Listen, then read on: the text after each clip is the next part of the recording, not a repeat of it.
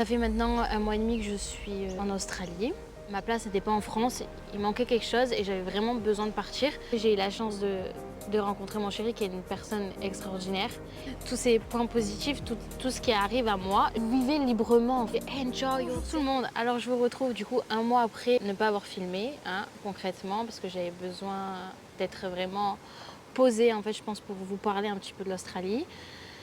Et je vais pouvoir vous en parler là, donc je vais essayer d'être courte et d'être brève pour pas que la vidéo soit trop longue. Donc ça fait maintenant un mois et demi que je suis en Australie. Donc je vais vous dire un petit peu ce que je ressens et comment je me sens ici, comment ça se passe un petit peu. Et si vous avez des questions, n'hésitez pas à me le dire en commentaire, il n'y a pas de souci.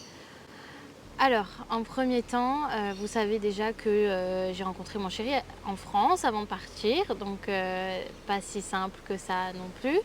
Voilà, dans la vie, je pense qu'il ne faut pas forcément avoir de regrets, qu'il faut partir quand même. Je ne sais pas si vous l'avez remarqué, que ce soit sur les réseaux sociaux ou un petit peu de partout, beaucoup de personnes partent à l'étranger parce qu'ils n'en peuvent plus de leur vie, que ce soit au niveau du boulot ou alors il y a eu un burn-out ou une dépression, etc. Et moi, ça faisait depuis que j'ai 11 ans que je voulais partir à l'étranger, en Angleterre ou voilà, à Miami Beach, etc. J'ai pas pu à cause du Covid, enfin bref. Je voulais partir et vu que j'ai l'expérience que mon frère est parti en Australie et qui habite en Australie d'ailleurs, eh bien, j'ai voulu partir en Australie assez rapidement, mais après, je pense un ras-le-bol de tout, un ras-le-bol de la France et psychologiquement, je pense que j'étais pas forcément au top.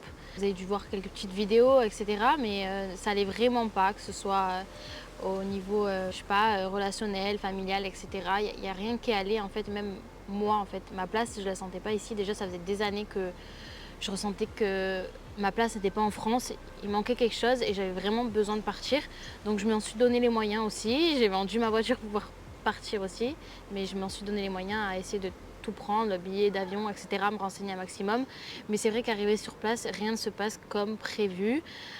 Tout change. Donc après, c'est vraiment que dans le côté positif, il y a des changements. Après, vous avez des moments de stress. J'ai eu des moments de stress quand je suis arrivée parce que j'ai changé 4 fois d'auberge de jeunesse et c'est pas rien parce que j'ai un gros backpack qui est comme ça, qui est énorme, plus mon sac à dos.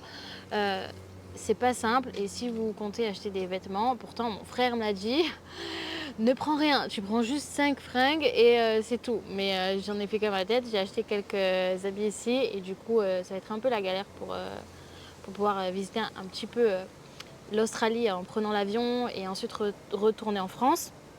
Mais bon, ça va le faire. J'ai commandé normalement un sac, ça devrait le faire. On va croiser les doigts. Enfin bref, donc il y a eu beaucoup de galères. On ne se rend pas compte, on est seul en fait, on est livré à soi-même et on apprend à se connaître. Voilà. On sait réellement, je pense qu'on sait réellement qui on est, mais on n'arrive pas forcément à l'exploiter. En fait, une fois qu'on est toute seule ou tout seul, livré à soi-même, à l'autre bout du monde en fait. Et c'est là qu'on se rend compte de pas mal de choses. Pas mal de choses. Après, j'ai eu la chance de rencontrer mon chéri qui est une personne extraordinaire. Et je suis tellement reconnaissante. Et après, je sais très bien que je le mérite aussi, mais reconnaissance de l'avoir rencontré quand même avant que je parte parce que voilà, c'est la vie, c'est le destin, c'est comme ça. Parce que ça m'a permis aussi de me dire, en fait, je suis réellement comme ça et je ne me suis pas trompée sur toutes les valeurs qu'on m'a inculquées et qui je suis réellement. Mais le fait d'être réellement venue, du coup, en Australie, ça a confirmé pas mal de choses sur la personne que je suis. Et ça, c'est énorme, c'est énorme. Il y a des personnes, ils n'ont pas forcément besoin de partir à l'étranger pour se retrouver ou pour réussir à sortir d'une sorte d'énorme dépression ou burn-out.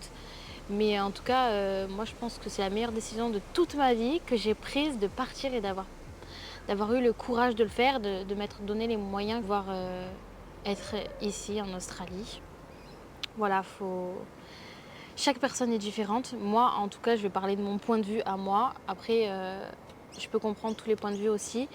Mais moi, c'était vraiment un besoin vital, et psychique, je pense, de partir, de voir autre chose et de livrer à moi-même. Alors, l'expérience ici en Australie, après un mois et demi, elle reste encore fraîche, je dirais. Mais ça reste extraordinaire parce qu'en fait, vous apprenez tous les jours. Vous parlez en anglais. Vous apprenez l'anglais en même temps, vous vous dites mais qu'est-ce que ça veut dire, donc après vous recherchez, etc. Moi, dès que j'ai un peu de temps, avec le boulot, j'essaie d'apprendre quelques mots en anglais ou comme les trucs au prétérit qu'on a oublié au collège. les verbes irréguliers là.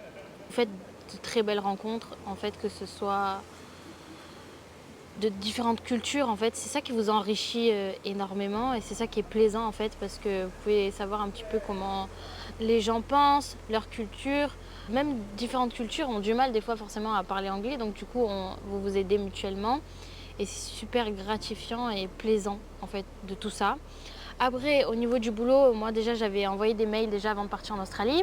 Donc après, j'ai eu l'entretien et tout. L'entretien s'est très bien passé. Et j'ai eu une chance incroyable et je suis reconnaissante pour ça. Après, je me dis, après tout ce que j'ai traversé jusqu'à maintenant, je me dis, ben, en fait, je le mérite. Je le mérite tout ça. En fait, tous ces points positifs, tout ce qui arrive à moi, je le mérite réellement. Et je vous dis, ça vous met vraiment presque la larme aux yeux, même quand j'en parle, parce que vous dites, mais waouh, merci, c'est gentil, ça fait du bien, enfin de la positivité dans ma vie, merci. Ça s'est super bien passé. La spa manager, enfin la directrice et la spa manager, elles sont incroyables. Vous avez différentes cultures, des japonaises, des coréennes, enfin bref, il y a une française d'ailleurs qui parle avec moi, qui parle français, enfin qui travaille avec moi, je veux dire. Et elle est super. Elle s'appelle Raphaël, donc si tu passes par là, je te fais un petit coucou. Très heureuse de l'avoir rencontrée aussi. Enfin bref, de très belles rencontres. Et en plus de ça, le boulot se passe super bien. Journée ici en Australie. Enfin, mes journées, en tout cas, elles passent extrêmement rapidement. Ça dépend. Si je reste dans le lit toute la journée passe lentement et vous pouvez déprimer un petit peu. Mais sinon, au boulot, en tout cas, ça passe vite. Après, vous y allez. Hein. Vous y allez, vous y allez, vous y allez. Enfin, voilà. Mais vous avez la paye qui va avec. Au départ, je voulais être en full-time. Donc, c'est comme si vous êtes en CDI ou CDD à peu près. Après, vous avez des part-time, etc. Enfin, bref. Et vous avez des casual. Casual, en fait, vous êtes payé comme si vous étiez en intérim ou à peu près un peu comme auto-entrepreneur en France.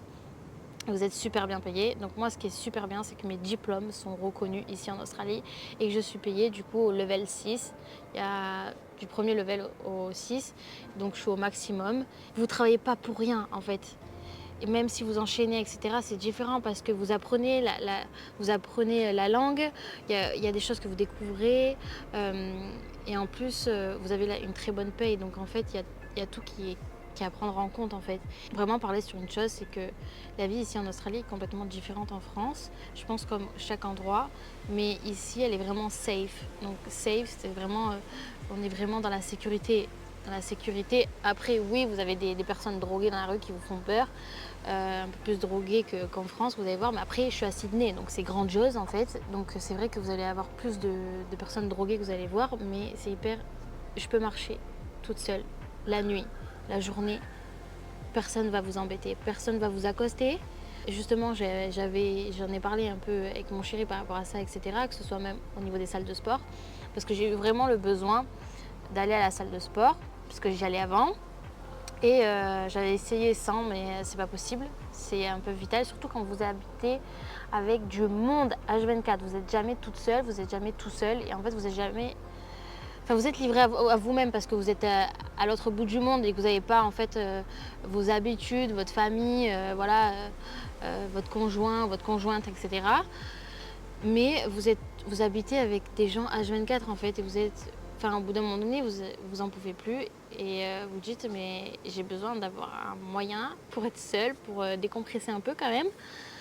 Et dans les salles de sport, si vous voulez, en France par exemple, tout le monde va vous regarder, tout le monde va vous regarder votre corps, va venir vous accoster, que ce soit même dans la rue. Vous ne pouvez même pas vous habiller comme vous voulez parce qu'on va vous regarder, on va vous siffler. Je parle en tant que fille, quoi. On va vous siffler, etc. Et c'est pas agréable du tout. En fait, vous vous sentez pas en sécurité. Donc en fait, vous n'avez même pas la liberté de vous habiller un peu comme vous voulez. Après, je parle dans la limite du raisonnable quand même. Et quand vous regardez ici, je peux m'habiller comme je veux, en fait, parce que personne va vous accoster, personne va vous regarder, personne va vous regarder de travers, etc. C'est normal, en fait, tout le monde dans la rue. Moi, j'ai vu des Australiennes, elles étaient en maillot de bain, etc. Et normal. Et du coup, j'ai regardé comme ça, je me suis dit, ah ouais, quand même, en maillot de bain, vous imaginez, avec un short, etc., à la plage, machin, ok, mais en pleine ville de Sydney, et c'est normal. Et les gens, vous avez, dans la rue, à chaque fois vous marchez dans la rue, vous avez 30 milliards de personnes ou de filles, que ce soit bien en tenue sport, que ce soit très moulant, etc. Et ça paraît normal parce que tout le monde fait ça, tout le monde a cette routine-là d'aller au sport, etc. En legging, pas legging. Enfin bref, et en fait, vous n'avez pas ce regard-là des gens, on vous accoste pas, on vous fait pas chier, hein, c'est le mot. Et c'est pour ça qu'en fait vous vous sentez en sécurité.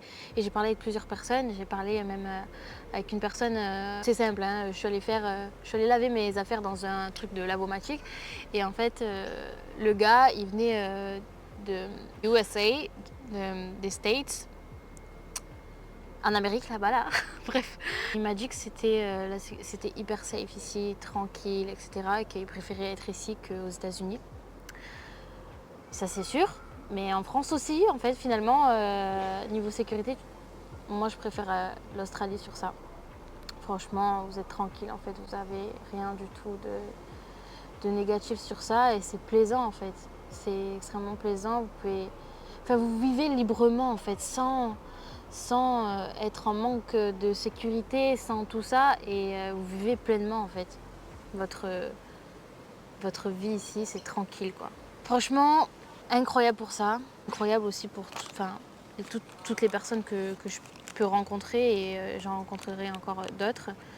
Donc du coup, là, je comptais travailler en ferme justement pour pouvoir renouveler mon visa, mais je sais qu'il y a d'autres solutions si je veux revenir. Et puis dans tous les cas, en fait, je reviendrai en voyage, je pense, avec mon chéri, etc. Même que ce soit professionnellement parlant, j'avais énormément de projets, j'étais assez perdue. Je me suis dit, mais qu'est-ce que je vais faire de ma vie? Parce que c'est pas possible. Si ça, machin, nana. Même quand on est passionné, qu'on est motivé, qu'on a de l'ambition, on se pose beaucoup de questions. Vous voyez, sur notre vie professionnelle, qu'est-ce qu'elle va devenir? Que vous êtes jeune ou pas forcément, on se met une pression énorme en fait, je pense. Et en fait, le fait d'être loin du monde aussi, ça se permet de se dire, le temps au temps quoi en fait. Je mange un carrot cake en même temps où je vous parle là. Petite clé en conclusion de ces 1 mois et demi, je me suis rendu compte de pas mal de choses, que ce soit par rapport à moi, par rapport à mes projets pro, par rapport à ma vie tout simplement. Et quand on prend du recul comme ça, on se dit c'est beau en fait. Et je me dis waouh, mais je suis tellement heureuse de vivre ce que je vis là à l'heure actuelle parce que j'y croyais pas, je pense. Je me visualisais déjà en Australie et ma tête était déjà partie en Australie. Mais quand on y est vraiment, on se dit waouh, mais en fait là je suis en train de vivre un rêve depuis que je suis toute petite. Je suis en train de le réaliser enfin et je me dis waouh, c'est incroyable. Et en fait, les personnes ici, après, ça dépend comme tout. Hein. Vous pouvez avoir. Il y a des cons en France, il y a des personnes très très bien en France aussi, de bonnes personnes. Et en Australie, ça va être pareil. Mais on aperçoit plus de très belles personnes, en tout cas, moi, de ce que j'ai pu voir, que de mauvaises personnes. Tout le monde est hyper joyeux, à la joie de vivre. Tout le monde vous dit enjoy your day, genre apprécie ton jour. Moi, mes responsables incroyables aussi au niveau de la motivation et tout, je me suis dit, mais je suis dans un rêve américain, c'est pas possible. Genre, mais c'est quoi ce management de fou? La valorisation, mais tout, on vous booste, si ça et tout. Et la façon dont on vous parle. Et tu te dis, waouh, mais si on pourrait le mettre en France, ça, ce serait incroyable en fait. Et enfin, c'est extraordinaire. Que ce soit le côté relationnel là-bas, ici, enfin là-bas, c'est ici en Australie pour moi du coup. Enfin bref, au niveau du boulot, en tout cas, j'ai eu de la chance de bien tomber et je suis trop contente. Ici, j'ai réussi à grave relativiser et à grave me dire, mais la vie est belle. La vie est tellement belle, alors que je me disais pas du tout avant. Et j'étais tellement dans un trou noir en fait, qui continuait. Et là, c'est autre chose en fait. T'apprécies la vie, tu t'apprécies toi. Par exemple, regardez, je suis pas maquillée. J'ai un peu de boutons là, sur le visage, etc., dans le dos, etc. Mais je m'en fiche en fait. Je me dis, je m'accepte telle que je suis, réellement. Vous prenez confiance en vous. En tout cas, moi, j'ai pris confiance en moi aussi. Et j'arrive à me dire, mais waouh, je peux m'aimer en fait sans artifice. Bon là, je suis fatiguée, regardez, j'ai une cerne, mais c'est bien, c'est pas grave en fait, ça fait partie de moi. Ok, je suis pas maquillée, j'ai pas d'extension de cils, ça me va en fait, j'arrive à me voir comme ça et j'arrive à me retrouver, à me voir comme une très belle personne, sans rentrer dans le côté narcissique, loin de là, mais à se rendre compte en fait que de s'apprécier soi-même, que ce soit dans le miroir ou en tant que personne. Et ça, c'est incroyable. Je pense qu'on a une certaine vie, quand on arrive en Australie, on a une certaine vie en Australie. Et après, je pense que quand on rentre en France, on a à peu près la même vie qu'on a laissée avant de partir. Mais différemment, je pense qu'au niveau côté psychologique, on va être moins dans le côté négatif. Mais par exemple, dans le côté artifice, je sais très bien que je me referai les extensions de cils, par exemple. Je vous raconte ma vie, hein. Voilà, je sais déjà d'avance. Tandis qu'ici, en fait, j'en ai pas besoin, je m'en fiche. Bah après, c'est pas les mêmes raisons aussi. Je suis venue ici pour me faire de l'argent, pour essayer d'économiser un maximum, pour revenir avec un maximum de bagages, etc. C'est complètement différent. Bref, pour dire que, franchement, la vie en Australie, elle est incroyable. Après, comme dans tout pays, je pense qu'il y a un côté au niveau du gouvernement qui a toujours des points négatifs, etc. Mais nous, on le sait pas trop parce qu'on est étrangers. Et, mais la vie reste incroyable. Et en fait, je pense que tant que les personnes n'ont pas réussi à voyager tout seul à l'autre bout du monde, mais vraiment tout seul, je dis pas avec une bande de potes, etc. Parce que tu as une expérience, certes, mais c'est pas du tout la même. Tant que les personnes n'ont pas vécu ce que vous avez vécu, donc c'est-à-dire de partir à l'autre bout du monde et vivre votre expérience, il y a des personnes qui vont pas vous comprendre du tout et se dire non, mais je comprends pas pourquoi t'as fait ça, mais si, ça et tout.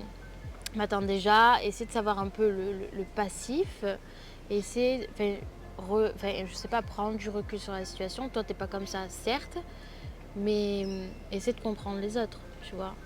Et tant que tu l'as pas fait, en fait, tu peux pas te permettre d'émettre un jugement sur le voyage, sur ci, sur là, ou rien que de juger, tu vois, l'expérience de l'un ou de l'autre parce que tu ne l'as pas fait.